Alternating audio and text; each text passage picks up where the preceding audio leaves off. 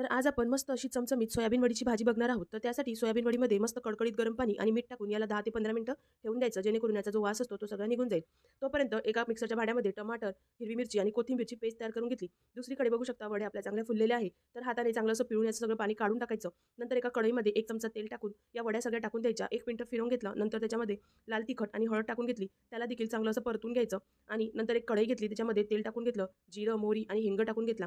नंतर बारीक चिरलेला कांदा टाकून घेतला. कांदा चांगला परतून झाल्यानंतर 1 चमचा आलं लसणाची पेस्ट टाकून घेतली. ते देखील चांगली अशी परतून घ्यायची. नंतर लाल तिखट, हळद पावडर, गरम मसाला, धने पावडर आणि चवीपुरतं मीठ टाकून घ्यायचं.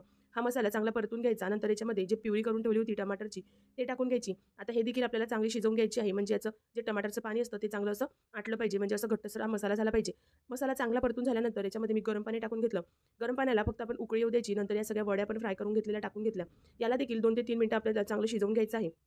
तर इथे बघू शकता मस्त अशी चमचमीत आपली भाजी तयार झाली आहे. वरून कसुरी मेथी आणि कोथिंबीर टाकून घ्यायची. तर अगदी चमचमीत ही भाजी तयार होते. रेसिपी आवडली असेल तर व्हिडिओला लाईक करा. Bye bye.